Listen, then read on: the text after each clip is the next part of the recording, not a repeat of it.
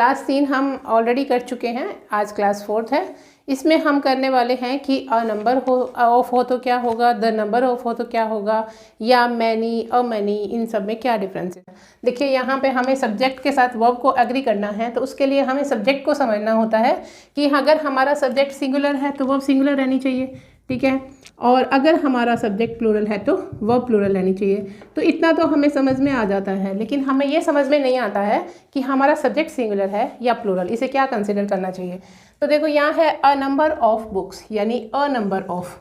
A number of के बाद सबसे पहले तो ये है कि ये प्लूरल काउंटेबल नाउन होना चाहिए यहाँ पर, क्योंकि नंबर संख्या को बताता है।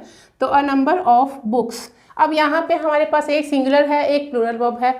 नंबर ऑफ बुक वॉज आएगा या वर आएगा, उसके बाद है स्टोलन।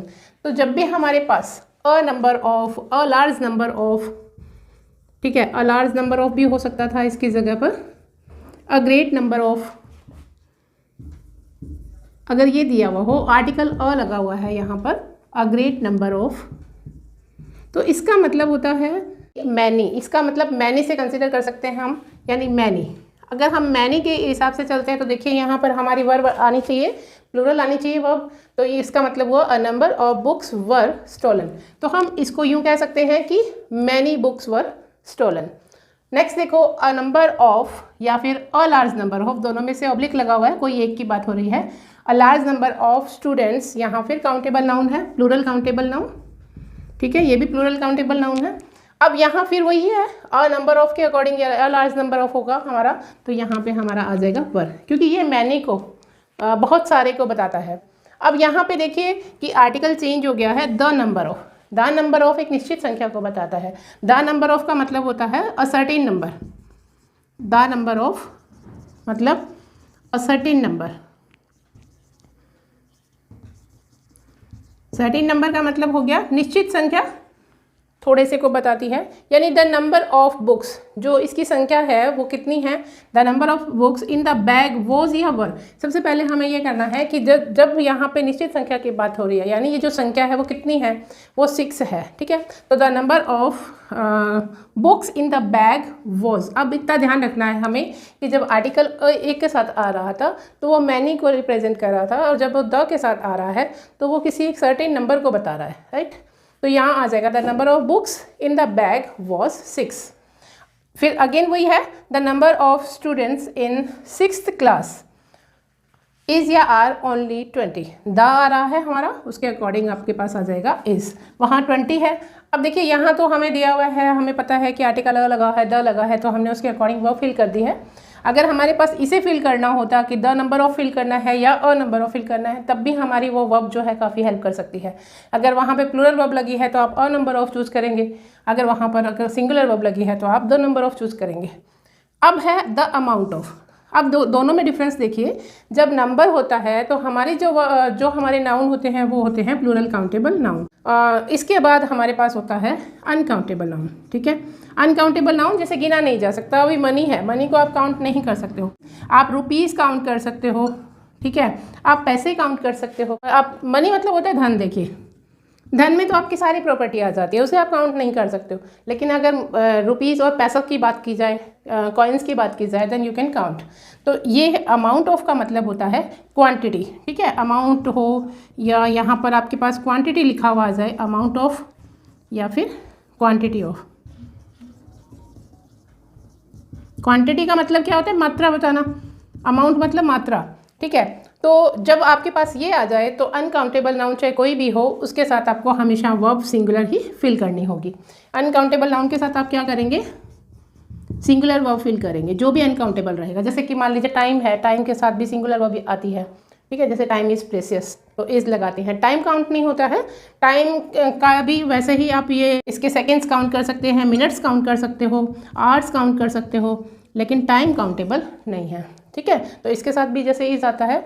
नेक्स्ट और एग्जाम्पल के साथ देखते हैं।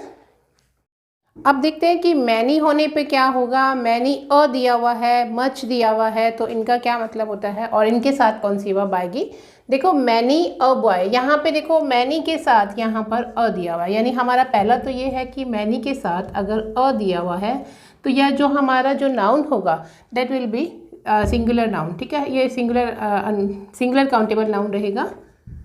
और उसके बाद सिंगुलर काउंटेबल के साथ हमारी जो वर्ब भी रहेगी वो सिंगुलर रहेगी। तो many a boy was drowned, कई सारे लड़के डूब गए। मैनी बॉयज़, अब यहाँ जब अकेला मैनी आ रहा है तो मैनी के साथ जब हम लिखेंगे तो हमारा जो नाउन रहेगा वो प्लूरल काउंटेबल रहेगा, और प्लूरल काउंटेबल नाउन के अकॉर्डिंग हमारी वर्ब जो रहेगी वो प्लूरल वर्ब रहेगी। तो मैनी बॉयज़ वर ड्राउंड। अब थर्ड में देखते हैं, पहला था मैनी फिर मैनी, फिर है अ ग्रेट मैनी, या इसके जगह पर हो सकता है अ गुड मैनी। इनके साथ भी हमारे पास क्या रहेगा, प्लूरल रहेगा।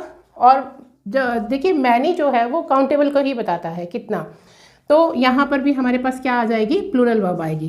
तो अ ग्रेट मैनी या a good many man were arrested, ठीक है, बड़ी संख्या बहुत सारे लोगों की बात हो रही है यहाँ पर।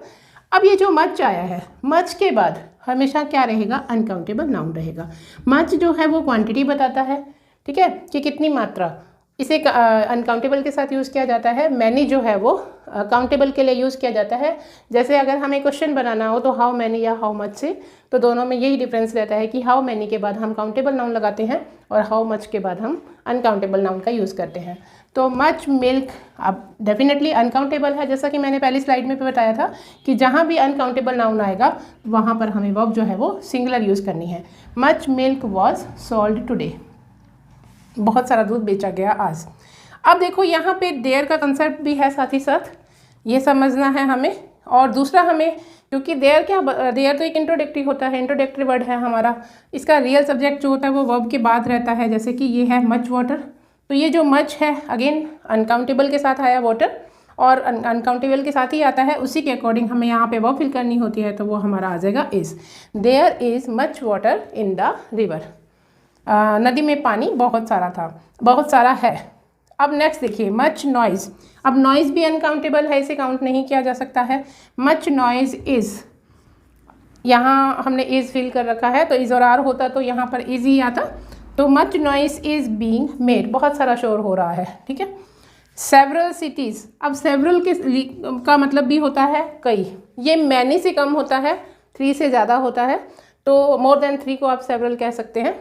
तो सेवरल सिटीज़ इस तो आ नहीं सकता क्योंकि मोर देन 3 की बात हो रही है, तो यहाँ पर आ जाएगा आर डर्टी, कई सिटी जो है वो डर्टी है, गंदी है। होप आपको आज का जो टॉपिक है समझ में आया होगा कि किस तरह से हमने अ नंबर ऑफ के साथ प्लूरल वर्ब यूज़ की और द नंबर ऑफ के साथ सिंगुलर वर्ब की। अ नंबर ऑफ का मतलब होता है एक मतलब मैनी, अ लॉट ऑफ कह सकते हो आप, बहुत सारा, और द नंबर ऑफ जो होता है एक संख्या बतानी है, मतलब एक निश्चित संख्या, सर्टेन नंबर। और जब हमने मैनी का किया यानी उसमें भी हमने देखा नंबर हमने काउंटेबल के साथ यूज़ किया, क्वांटिटी और अमाउंट जो है वो हमने अनकाउंटेबल के साथ यूज़ किया। इधर हमने many, a many, great many, good many, ये सब का भी हमने डिफरेंस समझा।